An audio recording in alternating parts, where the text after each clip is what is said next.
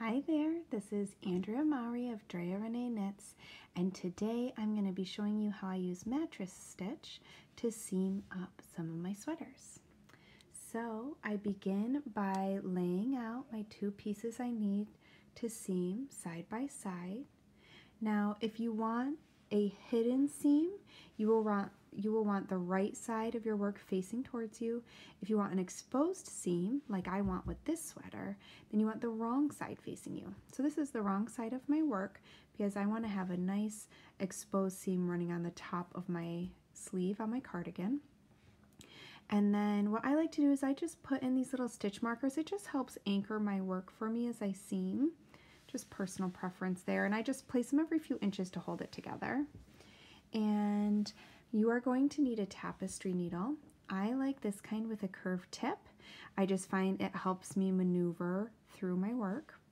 And then I like to just seam with whatever yarn I use to knit the sweater.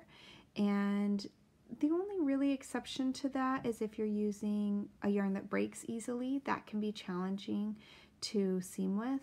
Or if you knit a sweater out of a really bulky yarn, you might want to use a lighter weight to seam your sweater up with. But generally, it's okay to just use the same yarn. Especially in this case, I'm using a sport weight yarn with a nice twist on it, so it's pretty strong. And you're going to want a length at least double what you're seaming. So I just measure that out. I think I have about 2.5 times that length. So we're going to start by anchoring our new yarn for sewing into the bottom of our seam here. What we want to do is we want to just use our one edge stitch. So you want to make sure, sometimes people will accidentally go halfway into the next stitch over. If you're unsure about what your full edge stitch is, sometimes it's easier to read the rows next to that. So I can see this is a full stitch here and a full stitch here, which lets me know, okay, there's my full stitch. I don't want to accidentally grab half of him. So to anchor this in, I'm just going to go right into the bottom edge here and pull my yarn through, leaving a little tail to weave in once I'm all done.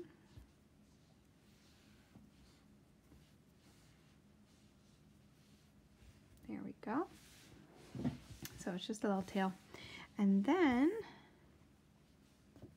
I am going to do it through the other side as well. So I find my furthest edge stitch, which is right here, and I go to the very bottom that I can go with that and bring my yarn through.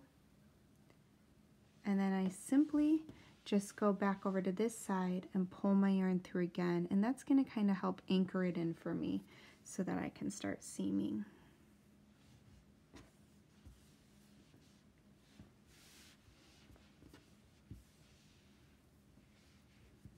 All right, there we go. So to seam, the easiest way to do it is to look for the bars between your rows. So if I use my hands to pull this apart, you're going to see it's like a little ladder that runs in between my stitches. So here we can see there's two rungs on that ladder, and I like to go under about 2 at a time. So I'm going to go 2 on that side, and then 2 on this side. So I use my needle tip to kind of help open that up for me, and you see how there you can really see it there.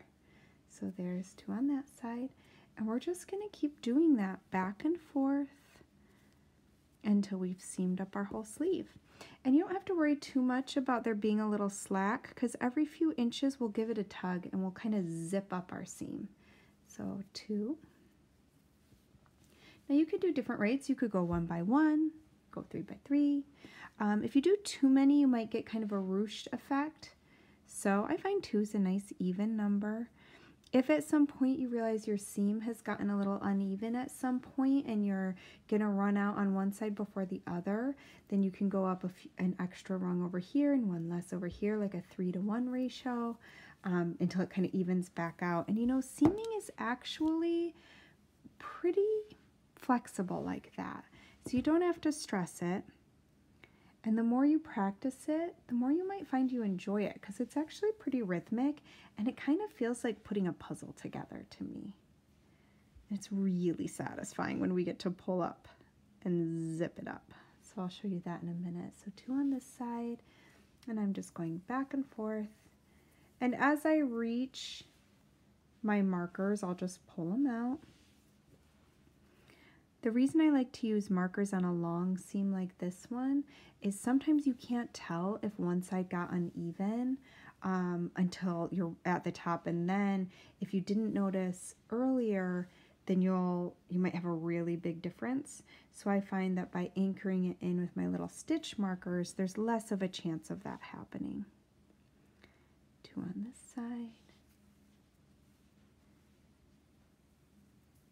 All right, and I'll just do a couple more and then I'll show you what it looks like when we zip it up. And again, so basically all I'm doing is I'm inserting my needle right back into the space where I pulled it through last time. And that's a really easy way to keep your place and know where you're going. There you go. All right. Generally, it's going to be easier to seam your projects if you block your pieces first because then they'll lay flat for you.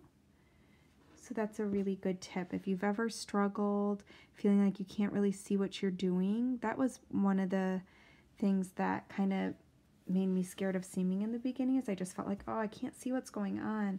And so blocking out your pieces will really help straighten up your edges so that you can see them easier. All right, so now let's zip this up. And so what I mean by that is I'm just going to pull my working yarn and it just zips right up. See? Perfect. So now you can see it's totally invisible. So if this was my right side, you can't see that seam at all.